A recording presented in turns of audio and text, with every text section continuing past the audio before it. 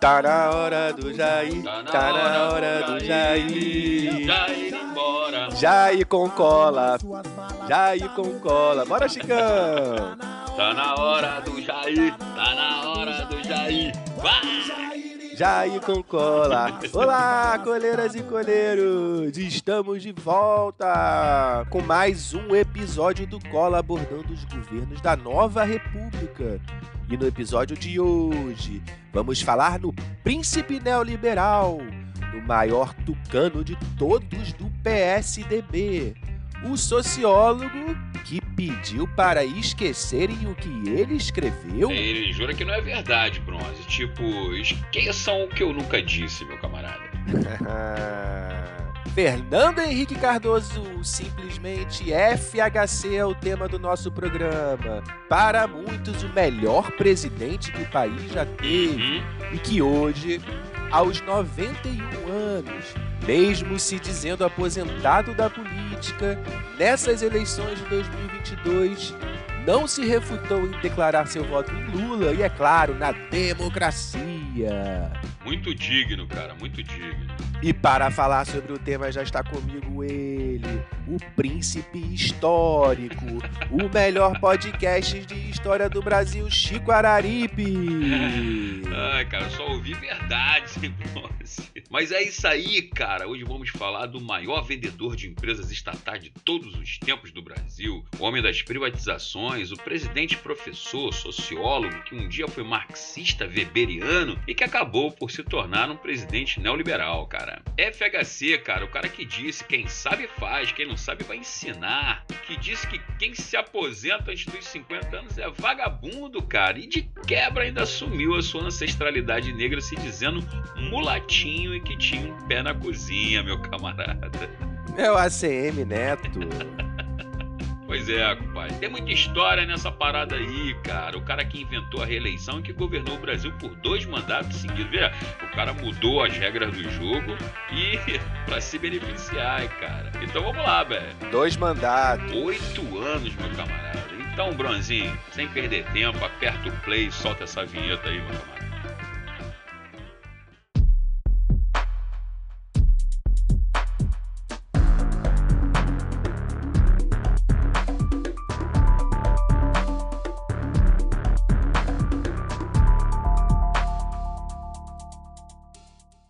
Chicão, nosso último programa foi sobre o governo Itamar Franco, governo do qual o FHC foi o ministro da Economia, e aí ele se fez, né? Lançou o Plano Real que lhe garantiu ser eleito vencendo Lula no primeiro turno. Nocaute, meu camarada. FHC assumiu a presidência em janeiro de 1995, com um programa de governo na qual garantia manter o real uma moeda forte, reduzir o tamanho do Estado, estabelecer o equilíbrio fiscal do Brasil e manter baixos os índices de inflação.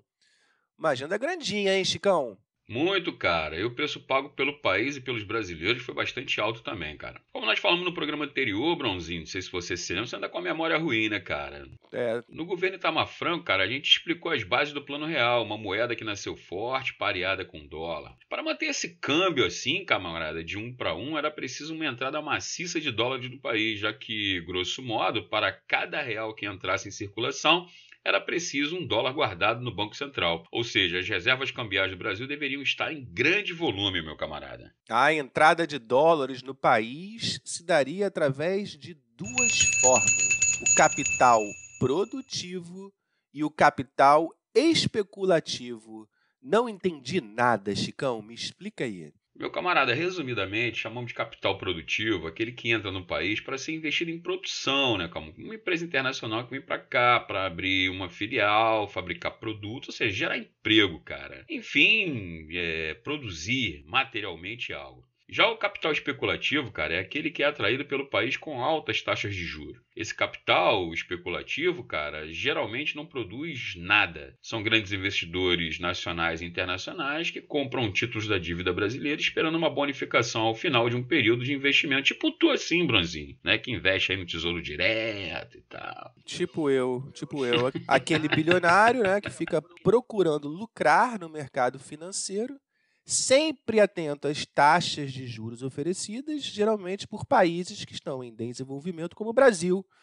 É botar o dinheiro para os outros trabalharem. É exatamente o que eu faço. Exatamente, Bronzinho. Bota o dinheiro para trabalhar e fica só contando os lucros, né, meu camarada? E esse capital, cara, é altamente volátil, né, Bronze? A qualquer sinal de turbulência no mercado internacional, os investidores retiram o dinheiro desses países em desenvolvimento e buscam países com economia mais consolidada, mesmo com taxa de juros menores, né, cara? Ninguém joga para perder, né, Bronze? Tipo tu, assim, né, meu camarada? Ninguém joga para perder, só o fluzinho. O Botafogo.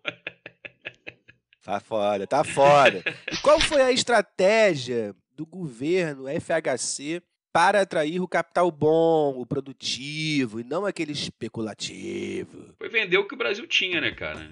O programa de privatizações do governo FHC foi o maior de toda a história do país, cara. Ao todo foram arrecadados cerca de 91 bilhões de dólares. Podiam ser mais, cara, com a venda das empresas estatais, com destaque para a venda da Companhia Vale do Rio Doce e o sistema Telebrás de telefonia, meu camarada. A solução pro nosso povo eu vou dar. Dum, dum, dum, dum. Negócio bom assim ninguém nunca viu. Dum, dum, dum, dum. A privatização de empresas, de estatais, né, Chicão? Tá longe de ser uma unanimidade no país, né? Uma discussão importante, interessante. Há aqueles que defendem as privatizações por considerar que as estatais aumentam o custo de funcionamento do país, além dessas empresas, dizem eles, se tornarem pouco competitivas devido à falta de investimentos do Estado, esquemas de corrupção também. Portanto, vendê-las seria a forma de se tornarem mais competitivas. É verdade. Já os que criticam as privatizações alegam que essas empresas atuam em setores estratégicos da economia do país, setores em que o Estado deveria manter o controle. Também alegam que as privatizações não representam necessariamente uma melhora nos serviços prestados. E hoje em dia, né, Chicão, tem um movimento no mundo aí de estatização, né, dessas grandes empresas. Em vários países estão reconhecendo que não foi uma boa, né, vender determinadas empresas para fora, né? Isso aí, meu camarada. Depois da porta arrombada é que a gente busca o cadeado, né, meu camarada? Porque o dinheiro ele aparece na hora como capital, mas depois ele some, não tem mais. Enfim, entre todos os argumentos, né, o governo FHC tratou de tocar o programa de privatizações, mas houve muitas denúncias de falcatruas na venda dessas empresas, né? Muito certo, Bronze. O governo FHC, cara, adequou o Brasil ainda mais à agenda neoliberal, né, cara, que começou lá com o Collor, né? Essa agenda neoliberal, ela preconiza o Estado mínimo, todo mundo já sabe disso. E que estava na moda no mundo, né? Exatamente, cara. Alguns destaques dentro desse processo de privatização, no caso da Companhia Vale do Rio Doce, por exemplo, houve muitas acusações de erro no edital de venda, de pagamento de propina a agentes do governo para beneficiar grupos empresariais candidatos à compra e, finalmente, a subvalorização da empresa, que foi vendida por pouco mais, veja só, Bronzinho, de 3,3 bilhões de dólares. Hoje, cara, a Vale do Rio Doce é uma das maiores mineradoras do mundo, avaliada em quase 60 bilhões de dólares ou mais, cara, né? Eu tô falando preço de hoje. Acabei de ver aqui na minha tela aqui da Bolsa de Valores, né, de Nova York. Aquela tela que você abre todo dia para olhar suas ações. 3 telas que eu tenho aqui, querido, acompanhando aqui o sobe e desce das ações. É uma verdadeira liquidação, né, Chicão? Baratinho, né? Verdade, cara. Não vamos esquecer que, mesmo sendo uma das maiores do mundo, essa empresa foi a responsável pelo maior desastre ambiental do Brasil. Quando a represa de resíduos de Brumadinho ruiu, vocês se lembram, matando centenas de pessoas e milhares de anos aí, né, da construção da natureza da região. Imagens incríveis, né, Bronze? Realmente, um desprezo pelos riscos ao meio ambiente e a maximização dos lucros sempre, né, cara? Outra venda, Bronze, que gerou problemas foi a venda do sistema Telebrás, cara. O sistema de telefonia brasileira era uma das maiores, né, vamos dizer assim, a cereja do bolo das privatizações, né, uma das mais esperadas. E o sistema Telebrás foi dividido em diversas empresas, as famosas bandas de telefonia fixa e móvel que foram vendidas, arrecadando cerca de 21 bilhões de dólares, cara. E novamente, adivinha, cara, né? Denúncias, inclusive de participação direta do Fernando, né, do Fernando Henrique Cardoso, em apoio a um dos consórcios que compraram uma fatia das bandas. Houve pedido, inclusive, cara, de impeachment do presidente baseado nas denúncias, mas... Tinha um engavetador ali, né? Tinha, meu camarada. Tinha sempre ele, né, meu camarada? Bom, a venda do sistema de telefonia foi muito comemorada e é até hoje usada pelos defensores das privatizações como um exemplo de sucesso devido ao acesso para a compra de um telefone. Porque antigamente, Chicão, você se lembra muito bem disso? Pô, cara, lembro sim, cara. Era difícil ter uma linha, né? Era difícil ter uma linha de telefone para você. Era mesmo, Bronze, era muito difícil, cara. Muitos de nossos ouvintes, principalmente os mais jovens, cara, não fazem ideia do que era ter um telefone em casa, cara. Demorava anos, cara. Você se inscrevia daqui a 5 anos, o telefone chegava na sua casa, cara. Ainda havia aqueles, né, que devido a esse delay, esse atraso, cara, lucravam muito com isso, alugando linhas. Tinha gente que tinha 20 telefones, 10 telefones, né, sei lá, alugavam para quem necessitava do serviço imediatamente, né? Muitas empresas, escritórios, né, que demorariam anos para ter um telefone, tinham que recorrer ao aluguel de linhas telefônicas, cara. Hoje ter uma linha, brother, é a coisa mais fácil do mundo, cara. No entanto, as empresas de telefonia são as campeões em reclamações e de ações de reparação no Tribunal de Pequenas Causas. Mas mesmo assim, os argumentos, né, de acessibilidade às linhas realmente melhorou bastante, cara. Sua ligação é muito importante para nós. Por gentileza, aguarde um instante para ser atendido. Obrigada. Para reclamar sobre o seu telefone, diz que 1. Para tirar Bolsonaro, diz que 13. Para reclamar da sua sogra, diz que 20. Para falar com os nossos atendentes, diz que 200. É mais ou menos isso, né, Chicão? E para apoiar o Cola, cara, manda 5 pra gente aí. Para apoiar o Cola, entre no nosso site. Por favor, aguarde. Estamos direcionando a sua ligação. Você já será atendido. Ou seja, né, facilitou o acesso, isso é inegável, mas a melhoria do serviço você já sabe, porque você tem telefone, ficam ali te ligando o dia inteiro, e assim as empresas foram sendo vendidas, fazendo o governo arrecadar dólares para manter aquela paridade, 1 para 1, dólar e real.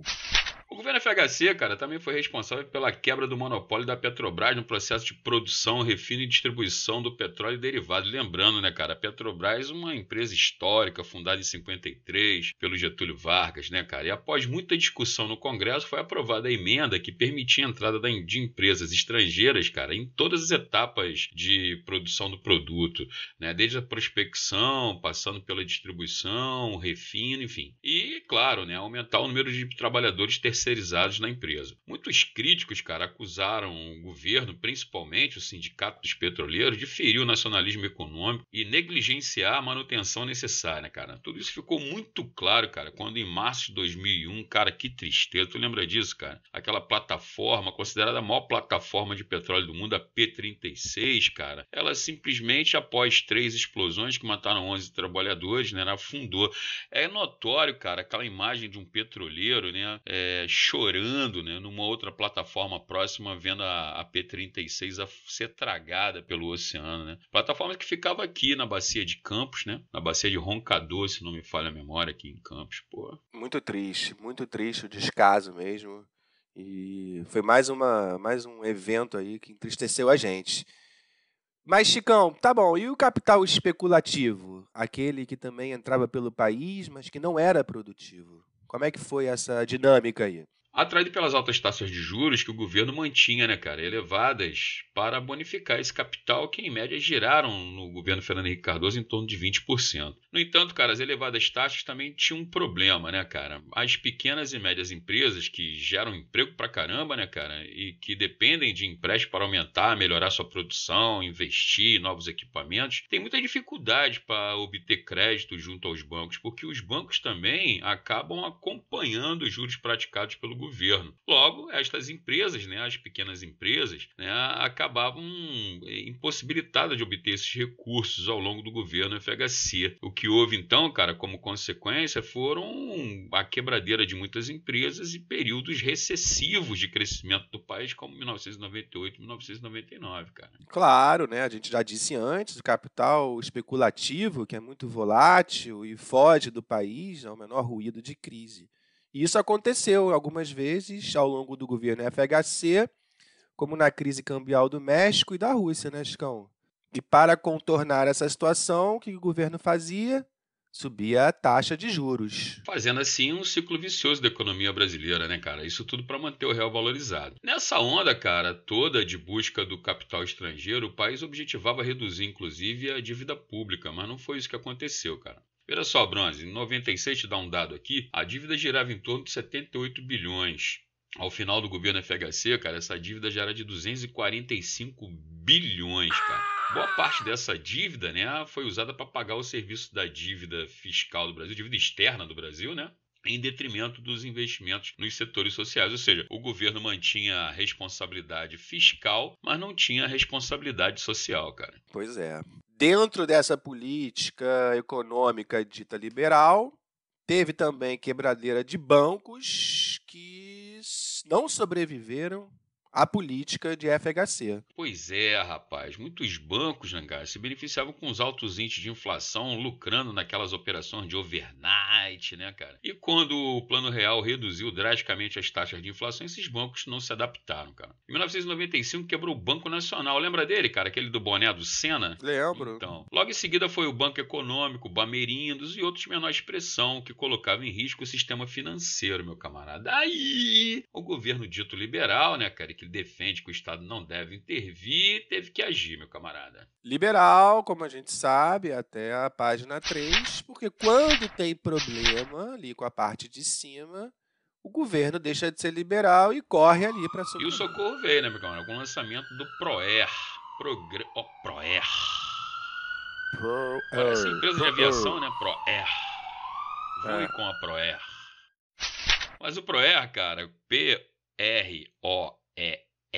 Programa de Estímulo à Reestruturação do Sistema Financeiro Nacional, permitia aos bancos saudáveis, tipo Bradescão da vida, Itaúzão da vida, as instituições, né, cara, mais sólidas do país, comprar as empresas em falência, obtendo empréstimos. Veja só, Bronzinho, do Banco Central, aquele bonzinho mesmo, né, cara? Em 95 e 2000, cara, foram destinados a títulos de longo prazo, a famosa moeda podre, com prazo de pagamento até 30 anos, mais de 30 bilhões aos bancos brasileiros para adquirir a massa falida desses bancos, né, cara? Ou seja, 2,5% do PIB brasileiro, meu camarada. E eles são bonzinhos, né, Chicão? Muito bonzinho, cara. Uma ajudinha aos bancos, os coitados, que possuem lucros pequenos, mas tudo bem.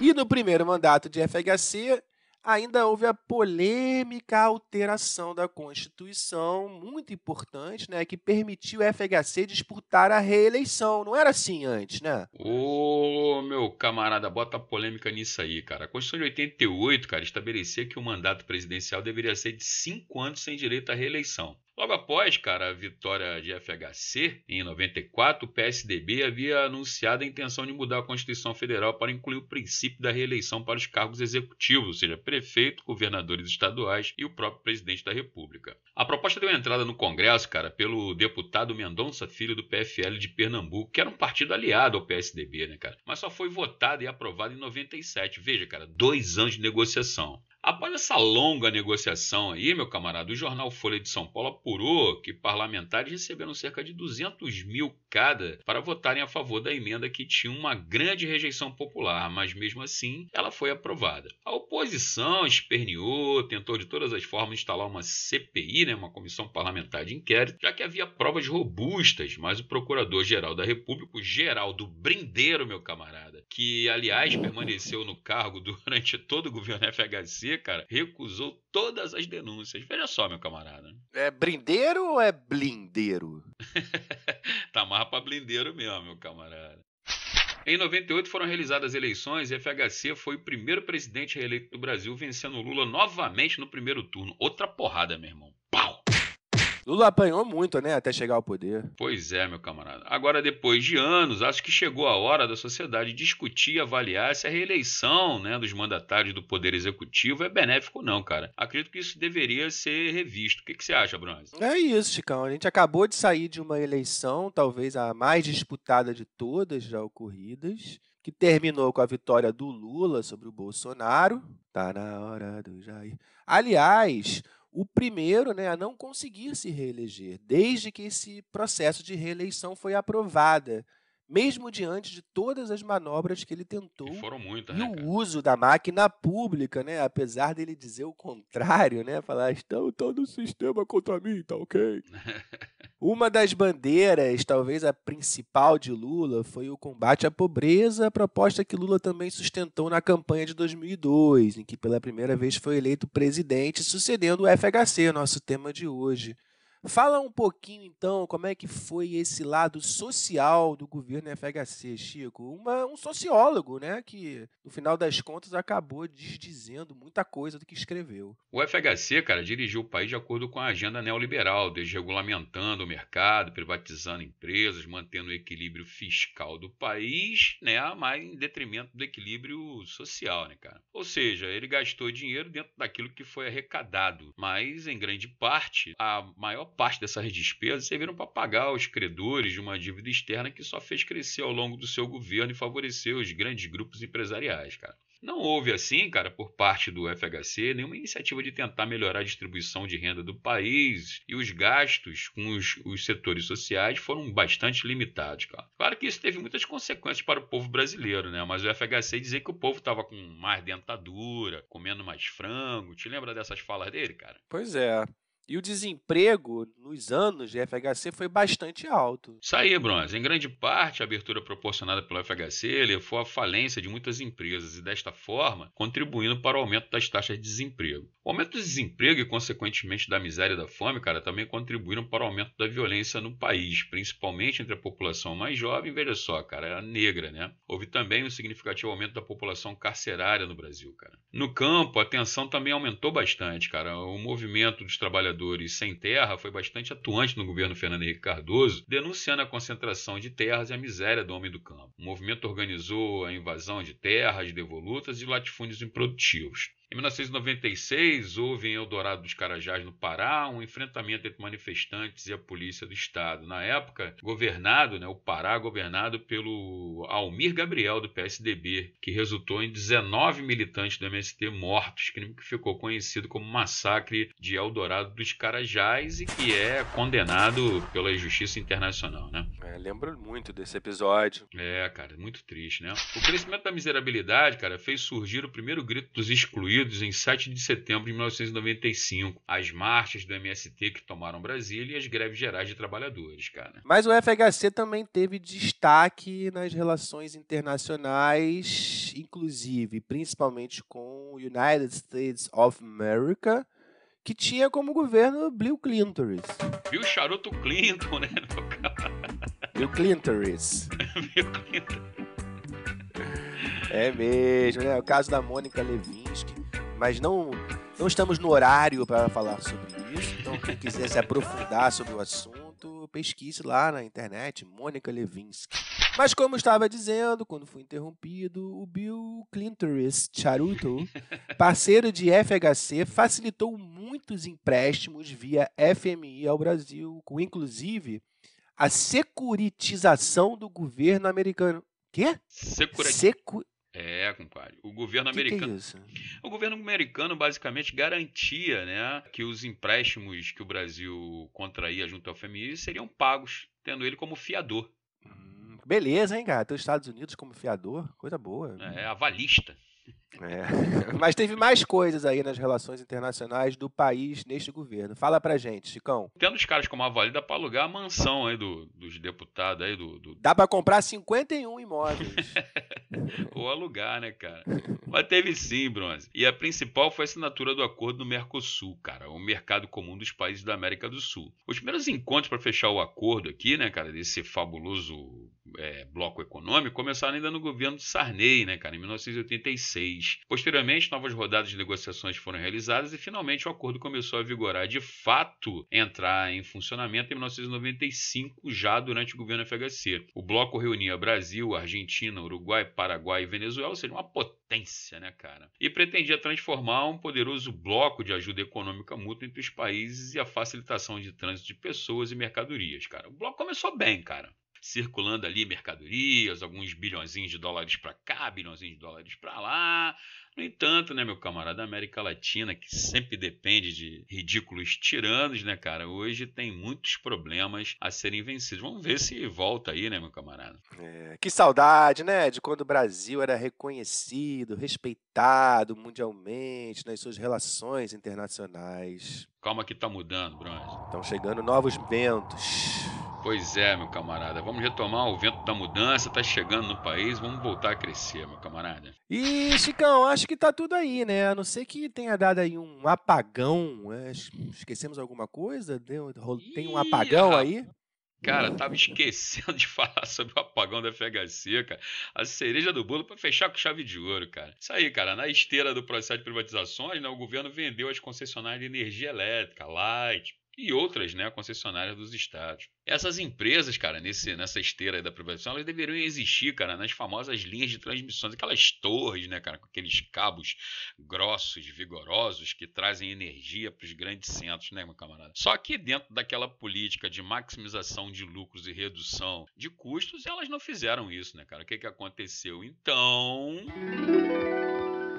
começaram a acontecer os blackouts, né, em todos os estados do Brasil, apagando, cara, por vezes, regiões inteiras. Sudeste, Nordeste, foi um Deus nos acuda. Rapaz, eu lembro que era verão, isso aí, faltava luz, tipo, hora que se fosse 10 horas da noite, só voltava às 6 horas da manhã, Bronze. E você tinha que dormir Era nesse brabo. calorzinho. Nesse calorzinho do Rio de Janeiro de 41 graus, 42 graus. Meu Jesus Cristo. Claro que você não dormia, né, cara? Então, desde 98, a suspensão do fornecimento de energia elétrica, cara, foram rotina, né? Continuando em 99, 2000 e 2001. O FHC reclamou, dizendo, pô, vocês não me avisaram nada. Pois é, FHC, ninguém te avisou, cara. Então é isso. Não apagamos nada, tá tudo aí. 2 mandatos do FHC, né, Chicão? Foi um double remix, né, meu camarada? 8 anos de FHC, fizemos aí um remix bacana, né, cara? Foi bom. Por isso ficou um pouquinho mais largo aí, mais longo esse episódio, mas a gente resolveu resumir 8 anos em meia hora. Tá bom, né, Chicão? Tá muito bom, meu camarada. E no próximo episódio a gente vai falar sobre ele, Luiz Inácio Lula da lá. Silva. Brilha uma estrela, Lula lá. Mas não o Lula de 2022, o Lula de 2002. Há 20 anos atrás. O primeiro governo de esquerda do Brasil, né, Chicão? Direto do túnel do tempo. Deu merda esse E pra- governo aí, viu? Né? É o quê? Deu merda esse governo aí, viu? Vamos ver. Também muitos aí dizem que foi um dos melhores governos da história do Brasil, né? Cada um aí com a sua... Isso aí. Muito obrigado, pessoal. Obrigado por ficarem conosco até agora, esse momento. Você já sabe, você pode virar um nosso apoiador com apenas R$5 por mês, né? Agora que a gente vai... $1. Uma doleta, cara. $1 por mês, né? A paridade dólar-cola, né? Tipo, $1, apoiador do Cola, né? Essa paridade que a gente vai mantendo aí com muito esforço. Você sendo um apoiador do Cola, você pode fazer os nossos rolés de graça. Não se esqueçam dos nossos testes rápidos, nossos games. Vem com a gente, Chicão. É isso aí, Bronze. Obrigado, pessoal. Tchau, tchau. Tá na hora de já ir? Simbora. Tá na hora de Jair, tá na hora de Jair. Jair com cola. Ai, Jair com cola. Valeu! Valeu, galera! Arruma suas malas, tá no pé e vá-se embora.